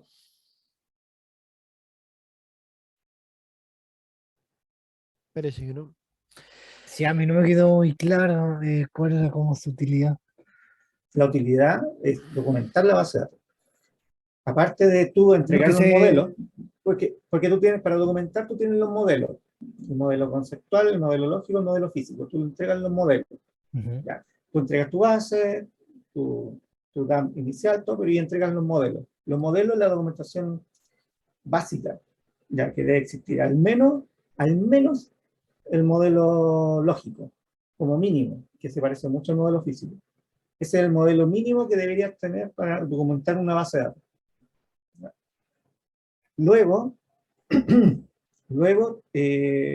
tú tienes el diccionario de datos para que esa base de datos tenga sentido. ¿Sí? ¿Por qué se está ocupando? ¿Dónde están esas relaciones? Esas relaciones que tú ves ahí, vistas en ficha. Entonces, para ver qué repercusión tiene modificar cada uno de los campos de la tabla y a qué afectaría. ¿A qué tabla qué otros campos, qué otras tablas están relacionadas con esta tabla? Si yo modifico. Si yo modifico un dato, por ejemplo, y sobre todo en los desnormalizados, eso tiene aún más importancia, porque resulta que, ¿cómo se hace cargo de esa desnormalización? Ya, lo hago por base de datos a través de restricciones. ¿Dónde están esas restricciones? O lo hago a través de aplicación. Y se dice que, claro, la aplicación se hace cargo de mantener la consistencia de los datos. Es decir, lo subiste a un nivel y la base de datos no se hace a través de base de datos. Pero alguien tiene que hacerse cargo de eso. Entonces, todo eso tiene que quedar en el diccionario de datos, queda registrado también esa información. Es documentación. Ahora, si tú me dices, en todas las empresas tienen ese famoso diccionario de datos maravilloso para que tú lo puedas usar, no. Con suerte vas a encontrar el modelo. Sí, es que. Y más encima va a estar desactualizado, porque también hay que hacerse cargo de mantener actualizado. Y la realidad es que no. Una cosa es lo óptimo y la otra cosa es la realidad. La realidad es que no hay mucha documentación de eso. Son pocos los que mantienen bien documentado un proyecto, mantienen bien documentado una base de datos. Sin esencial, embargo, un sí, modelo pero lógico con o más físico funcionalidad. siempre uno lo encuentra. ¿Eh? Sí, el lógico es el mínimo, y eso uno lo Sí, casi uno encuentra, siempre lo encuentra y pero pegado en las murallas. claro, ese uno lo ve, pero no está tan actualizado muchas veces como uno quisiera. Ese- pero el Ah, diccionario de datos correcto, ya es claro. más. Sí, sí, sí, porque van habiendo cambios en la base de datos y no lo plasman al tiro en el papel. Sí, sí, pasa. Exactamente.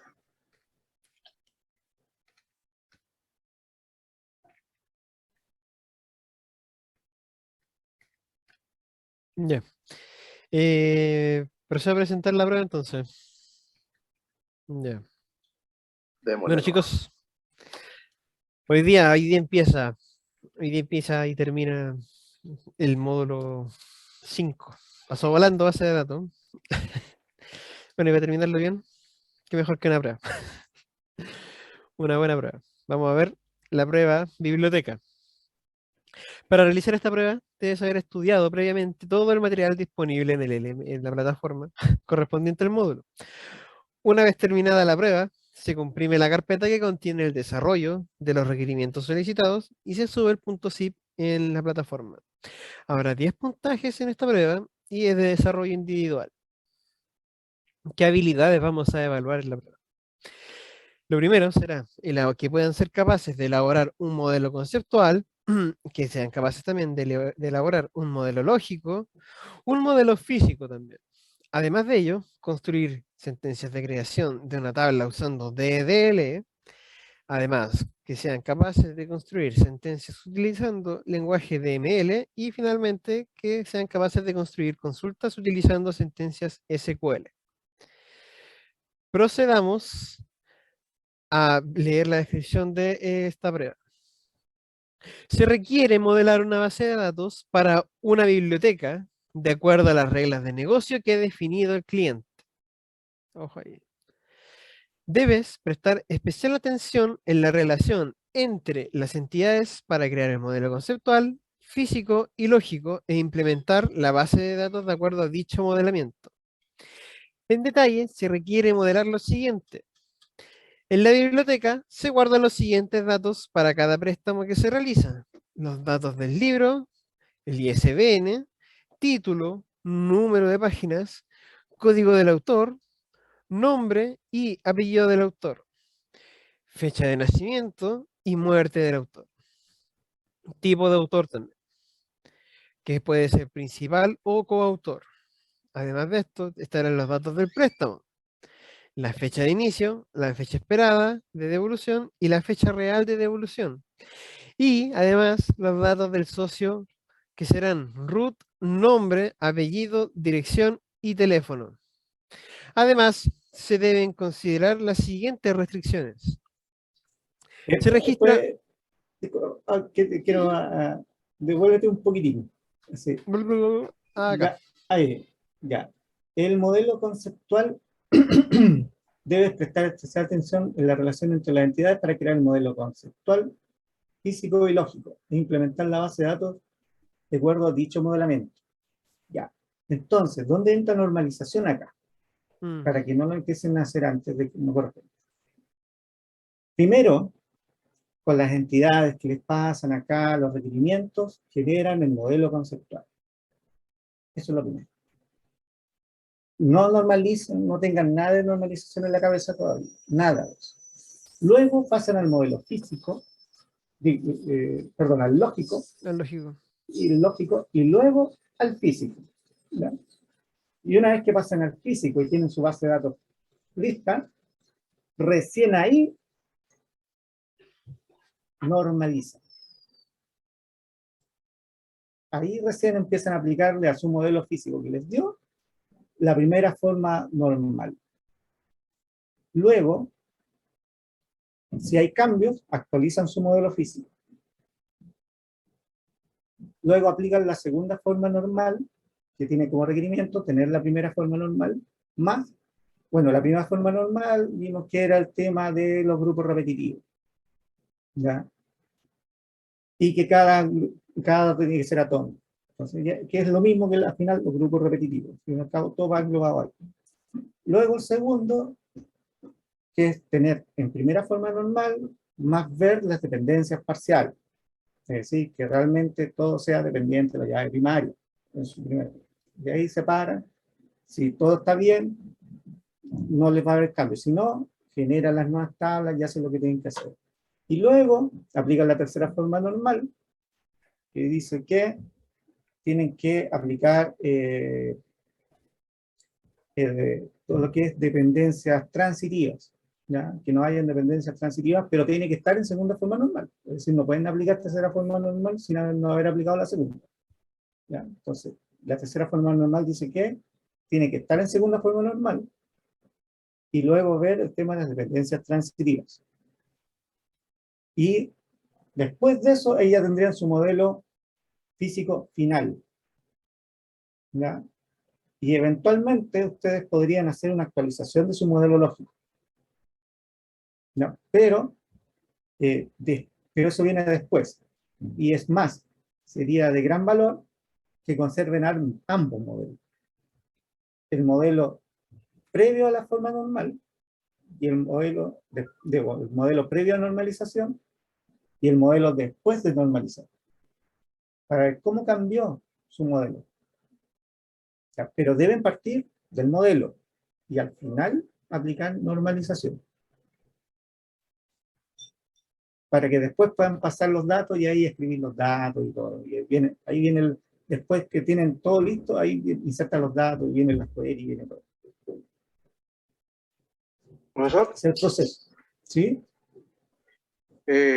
una vez que pasamos por todos los modelos y llegamos al modelo físico, según nuestro análisis, llegamos como en segunda forma normal, sin querer.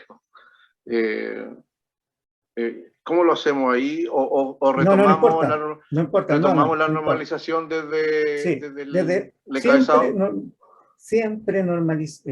Tú tienes tu modelo, llegaste a ese Correcto. modelo, llegaste a ese Sí. modelo físico, independiente que tú hayas tenido uno en la cabeza, todo, bueno, ahí tú Claro. lo modelaste así, O si llego a tercera forma, claro, o si llego al físico con Claro. una tercera forma normal.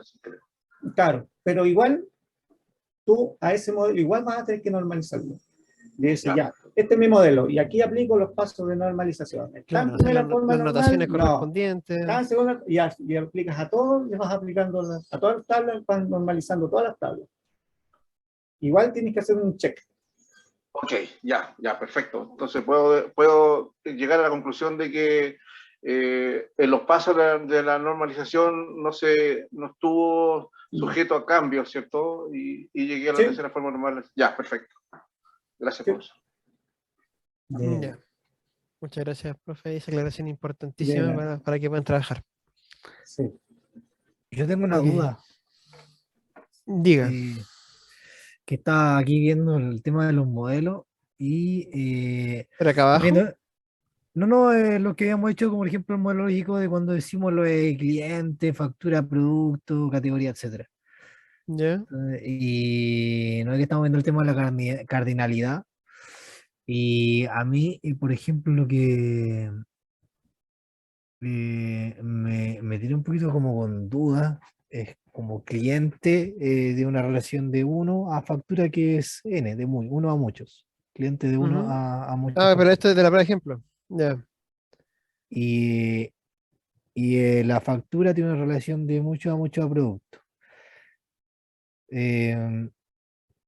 ¿Y cuánto es la relación, por ejemplo, si me dicen el cliente hacia producto? También sería uno a mucho, o sea, lo que yo entiendo. ¿Eso es correcto? O sea, el cliente se a través de factura hacia el producto. O sea, de cliente a factura, de factura a factura a producto y factura producto a producto. Sí, o sea, o más, es que estoy viendo yo el lógico nomás, donde sale de cliente a factura y de factura hacia producto. A ver, Entonces, acá. yo lo que tengo entendido que la relación de, si me preguntan a mí, viendo la cardinalidad, el cliente, la relación que tiene con producto, por ejemplo, ya a través de facturas, es uno a mucho, que el cliente puede comprar varios productos. ¿Es eso correcto, no? Claro, un cliente puede comprar múltiples productos, pero la relación que se está haciendo acá es mediante factura. Factura está actuando entre ellas dos. Entonces, entonces nada que ver entonces la cardinalidad del del cliente hacia el N de Hacia, producto. hacia producto. Claro, tú me dices cómo hacer una línea de aquí a acá, así, algo así. Sí, es que pues, eso es lo que más o menos, no es una No, pues línea no, porque no, por eso, cardinalidad aplica solo a las líneas, es decir, relaciones directas. Claro, Tú no sí, puedes por eso asumir tenía una la duda. relación si no hay una unión entre ya. ellas. Ah, Sí, ya, eso, no sí, no, puedes esa es hacer la duda. eso. Ah, entonces tengo que sí o sí la relación a realizar a través de factura. Entonces significa que, Claro. entonces significa que la relación de producto-cliente sea De mucho a producto mucho. cliente, pero es que no estás pensando entre producto y cliente, y es entre producto factura y factura cliente. Es que No por es eso, como sí. una relación, no, no es como, Sí. Como la relación tiene que ser a entiendo, través de factura, entonces sí, claro, producto claro, a porque producto, por ejemplo, entonces si la fuera relación sería cliente, mucho a mucho. sí, claro, Bueno, Ah, bueno, si tú lo quieres ver directo, ¿cuántos claro. productos puede comprar un cliente? Pero pasa por la factura. Entonces ahí tiene tú que pasar ves, por ella. pasa por factura, el cliente está en uno, es decir, un producto puede ser comprado por un cliente, si tú lo ves al final, pero pasa por factura. Y un cliente puede comprar muchos productos. Si tú ves, Claro. si lo ves desde el extremo, pero pasa por factura, no hay una línea directa. Claro, claro. Entonces significa que la relación de producto y cliente es mucho a mucho, sí o sí. Eso es lo que ¿Cómo? tenía, que ¿Cómo? la relación que existe para llegar a Entre, producto tiene, a través de factura. Entonces, si la relación sí, de cliente al producto a través de factura, que no hay otra ruta, significa sería mucho a mucho. Eso. no, pero ¿cuál es mucho a mucho? Producto Yo a te factura. noté todo enredado. No, no, no, es que dijiste Producto y cliente, factura, ¿verdad? no, lo que Es que estás insiste metiendo el es cliente acá, por eso, en esta producto ecuación, cliente, no, no hay una relación entre producto y cliente. Así es no, pues directa. No no hay, hay directa. es cliente factura y factura producto. Y Por no, eso no digo, por a través ello, de factura. no por ello, eso significa que cliente muchos productos. Por eso digo a través de factura. La relación Ya, de cliente a producto a través de factura. Porque estamos pasando a factura. claro, pero en muchos a muchos, entre producto y La factura. tabla intermedia también. Entonces Esa, ahí es el donde va modelo una tabla intermedia. lógico, claro, El modelo lógico acá faltaría agregar la tabla intermedia. ¿Ya? Ujú. que es el que estamos viendo después acá en el modelo físico. En Claro, físico. pero yo les voy a pedir a ustedes que en el modelo lógico incluyan La tabla intermedia. también la tabla intermedia, Ah, como lo vimos ayer.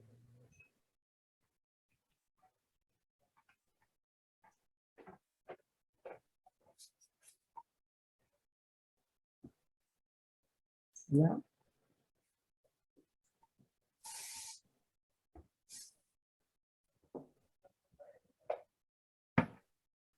Tienes que poner acá producto factura. Uy, no me deja escribir. Profe, voy a seguir continuando con la Sí, lectura de sí, la prueba con la porque prueba. Sí, porque ya estamos. estamos pasados la hora. Sí, Sí, espera, vamos directo a la prueba. ya. Bueno, después de la aclaración que estamos viendo ahí, bueno, lo bueno es que está grabado, así que también hay, si quedan dudas respecto a cómo proceder en cuanto a la creación de estos de los modelos, podemos ver los últimos 10 minutos de la clase. Ya, además de lo que estuvimos hablando recién, se deben considerar las siguientes restricciones. Ojo aquí, restricciones. Se registra una única dirección y teléfono para cada socio. Una única dirección y teléfono son únicos para cada socio. El ISBN, el International Standard Book Number, es un número de 13 cifras que identifica de manera única, a cada libro o producto de editorial publicado. Para este ejercicio, se asumirá que la biblioteca posee un ejemplar para cada libro. Hay un libro de cada tipo. El número único del autor es un correlativo interno que maneja la biblioteca para identificarlos y facilitar la búsqueda. Un libro tiene al menos un autor principal. Puede tener además registrado un coautor. Un socio solo puede pedir un libro a la vez. Solamente pueden pedir un libro. Y para realizar la carga de datos al modelo, se utilizarán los siguientes registros de los cuales ustedes también pueden inferir más o menos las entidades que aparecen y su atributo. ¿Ok? Tenemos socios que tienen root, nombre, apellido, dirección y teléfono. Además de esto tenemos la entidad libros, ISBN, título, página, código de autor, nombre de autor, apellido, nacimiento, tipo de autor y días de préstamo. Y además tenemos finalmente historial de préstamos, el cual está la entidad de historial de préstamos, la cual tiene los atributos socio, libro, fecha del préstamo y fecha de devolución. Para realizar los diagramas se recomienda utilizar app.diagrams o también el Draw.io que hemos ocupado aquí, que queda muy práctico en el Visual Studio Code. En la clase del jueves está cuando la explicación del profesor, donde se explica cómo instalarlo y cómo funcionar, pero es fácil, es bastante fácil, y si no, en la ayudantía también lo podemos revisar de nuevo. ¿Qué más? Los requerimientos, procedemos a ver los requerimientos. La primera parte, creación del modelo conceptual, lógico y físico, muy parecido a la, por ejemplo. Primero, realizar el modelo conceptual considerando las entidades y relaciones entre ellas. Esto tendrá un punto. 2. Realizar el modelo lógico considerando todas las entidades y las relaciones entre ellas, los atributos, la normalización y creación de tablas intermedias de ser necesarios. Esto tendrá 2 puntos, pero lo estoy hablando recién con el profesor. Al tener el modelo físico ya ahí, empezamos a trabajar después la normalización, nuestra base de datos. Claro, lo que pasa es que el modelo físico y el lógico Eso está- vimos ayer que son iguales, solo que el físico tiene la metadata. Exacto. Ok, tercer punto. Realizar el modelo físico, considerando la especificación de tablas y columnas, además de las claves externas. Bueno, ese están regalados ya, esos dos juntos ahí. Parte 2. Creando el modelo en la base de datos. Ya aquí se pone más divertido. Crear el modelo en una base de datos que por nombre debe llamarse biblioteca. Si no se llama biblioteca, el punto está malo. Tiene que llamarse biblioteca. Lo mismo las entidades que estamos viendo arriba. ¿Eh? Ojo ahí. ¿Eh?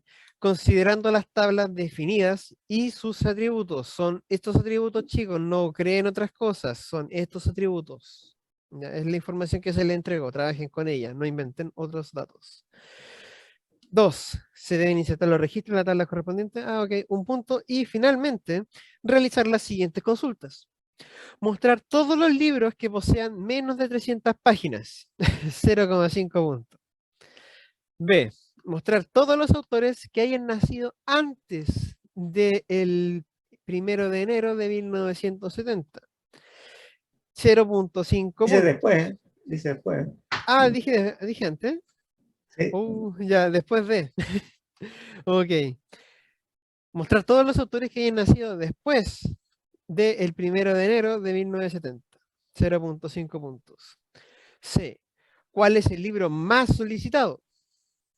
0,5 puntos. Y finalmente, si se cobrara una multa, este es mi favorito, si se cobrara una multa de 100 pesos por cada día de atraso, mostrar cuánto se debería pagar, cuánto debería pagar cada usuario que entregue el préstamo después de 7 días. Ah, esa está bonita esa. Ya, ojo que eso, miren, por ejemplo, dice cuánto debería pagar, 100 pesos por cada día de retraso. ¿Cuánto Mm. debería pagar cada usuario que entregue el préstamo después de 7 días? Ya, sube un poquito. Sube un poquito, que ahí es bueno aclararlo. A las En las tablas. restricciones. Ah, no, acá. Sí, En la historia de préstamo. sí, el historial de préstamo muestra los días de inicio y fecha de devolución. Sí, Sí, un poquito más arriba, y ahí pueden sacar los días. Días de préstamo, pero un poquito, baja ahí. ahí están. Días de préstamo. Acá hay una regla que dice cuánto se puede prestar un libro. ¿Ya?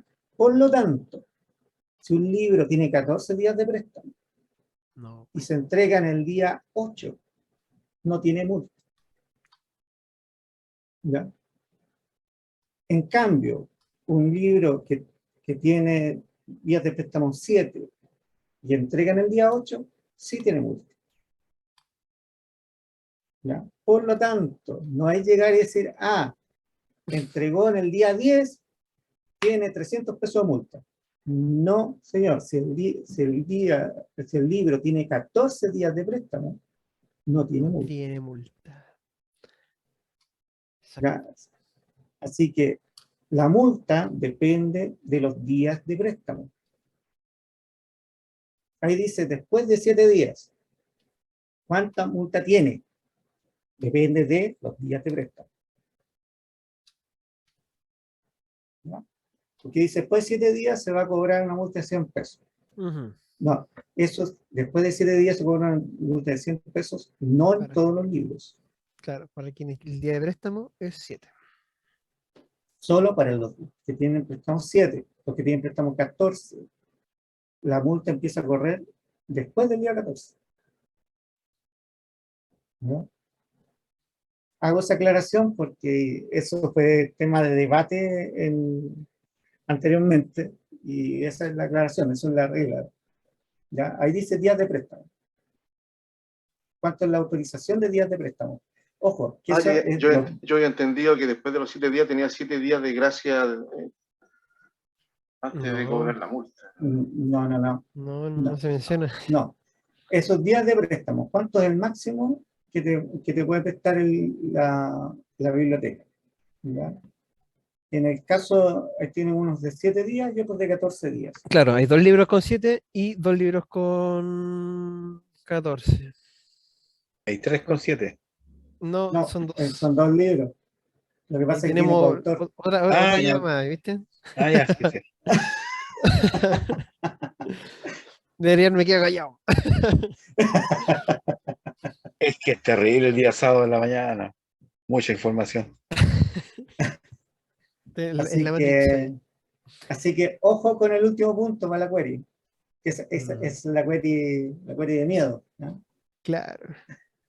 ¿Ya? Así que Ya, chicos. Claro, son todos los requerimientos para la prueba. Ahí está el último, el super query de la multa. sí. Así que ojo. Ahí dice, si se cobra una multa de 100 pesos por cada día de retraso. Es decir, cada día de retraso. Pues, Mostrar cuánto debería pagar cada usuario que entregue el préstamo después de 7 días. Es decir, aquí no dice que se paga una multa después de 7 días. En ningún momento. Acá dice, si se cobra una multa de 100 pesos por cada día de retraso, ¿cuánto tiene que pagar en ¿cuánto total? debe pagar cada usuario que entregue el préstamo después de 7 días? Es decir, en un libro que tiene hasta 7 días de préstamo y paga después de 7 días, ese paga multa. Por ejemplo, si entrega en el día 8, paga 100 pesos. Pero el que tenía entrega de 14 días y entrega en el día 8, no tiene multa. ¿Ya? Es decir, vuelvo a insistir en ese punto. Tienen que fijarse en los días de préstamo para calcular cuánta multa tiene. Hay una dependencia. ¿Ya? Está entretenida esa query, está linda. Y eso sería la presentación de la prueba, chicos. ¿Ok? Por suerte vale 0,5 puntos, no es Sí. casi, y como se redondea hacia arriba, y no tengo decimales, sino que muy distintas las notas, ahí igual pueden tener el 10 sin ese acuerdo, porque se redondea. Quedan 9.5. Claro, se sube a 10. Claro. No, de hecho, por eso los decimales no serían las notas súper distintas, porque no considera decimal la plataforma. Exacto. Y yo sí los considero, ¿eh? Pero después tengo que subirlo y quedan con nota Claro. más arriba. Así que, Eso pues, chicos. Espero que haya sido un buen sábado esta mañana que ahí con harta materia conceptual. Nos vemos más tarde a las 4, de las 4 hasta las 8, en la ayudantía. Vamos a estar viendo también, resolviendo temas respecto a esta materia. Vamos a estar haciendo ejercicios de normalización ahí, que nos habían pedido y también estará asesorando con la prueba. ¿Ya? Ya, Para recuerden, que chicos, que saquemos el jugo. sí, el material yo lo subí, el previo, con todo lo que subimos. Y ahora, bueno, Fernando, tú me mandas de nuevo el archivo comprimido con lo que viste hoy. Y Ya. yo lo voy a subir y voy a subir la clase de ayer y de hoy en el transcurso del día, Ujú. ¿ya? Que puede ser bien tarde. ¿Ya? No me comprometo que sea temprano. Así que, así que ahí, y también voy a subir las notas y también voy a subir todas las retroalimentaciones escritas. Y ya tengo harto avanzado, sí tengo ya muy poquito por terminar, pero no lo subí a la plataforma de todos los desafíos. Por ejemplo, puedo adelantar, ya no pongan small int como tipo de datos para primary key. ¿Ya? Yo vi varios grupos ocuparon eso varias veces y como me acuerdan dar la retroalimentación, no lo cambiaron los desafíos siguientes. No desconté puntaje por eso, ojo, ¿ya? Pero solo se ocupa small int para definir una primary key, el tipo de datos de una primary key, si tú estás seguro que esa tabla va a tener pocos registros, porque si no, no permite escalar. Entonces, normalmente el tipo de datos que se ocupa es igual serial, que es un int. ¿Ya? Y si no es serial, poner int para la primary key, para que permita escalar. ¿Ya? Small int se ocupa solo si se sabe de antemano que van a ser pocos los registros. ¿Ya? Eso hago esa aclaración para cuando hagan la prueba no le agreguen small int, a no ser que estén seguros que van a ser pocos registros. ¿Ya? Eso quería, bueno. No sé Ok, si chicos. algo más, chicos. ¿Estamos listos? ¿Alguna última duda? Estamos ultrapasando. La tarde, no, yo digo. Ya, Ya. ya. Ya, chicos, que estén muy bien. Cuídense. Me pido por mi parte, Fernando, tu cierra. Ahí Ujú. va tu Ah, clase ya. magistral. Sí. Ya. Ok, chicos. Toma más rato. Nos vemos más rato. Muchas gracias ahí por la paciencia, por algunas fallitas que tenía. Espero No, que no, haya quedado bien claro esto. Tenemos el video. El profesor lo va a subir ahí más tarde, después de estar revisando el otro material. Yo le tengo que mandar a él y a ustedes también el material que estuve escribiendo aquí en el Visual Studio. Voy a ver si este PDF, que tengo modificar algunas partes del otro módulo, lo puedo enviar para que quede claro las correcciones que hay que hacerle al material visual que está acá, que es importante que quede claro eso para ustedes. Bueno, también está el video. Pero Yo voy a ver creo que si lo pongo claro. los modelos los podemos hacer la ayuntía como corresponde, ¿no? Para no tener así como los parches en el PDF. Ya, también. O sea, un rapidito en la ayuntía y los tres Ya. modelos bien hechos. Ahí. Sí, Ok, y me bacán. lo mandas también, Fernando.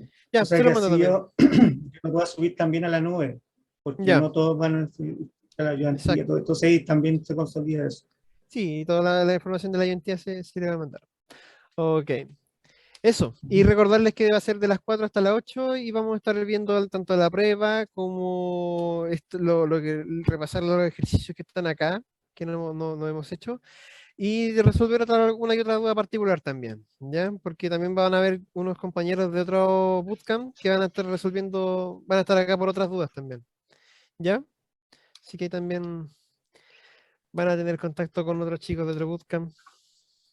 Listo. Gracias, Ahí profesor. no se Nos agarran vemos, ahí Fernando. a pelear en la vivienda La ahí. mecha. Nos vemos, gracias. Claro. Nos vemos, que estén muy Que bien. estén Nos muy vemos el bien. lunes. Nos vemos, Cuídense. chicos. Chao, chao. Chao, chao. Chao, chao.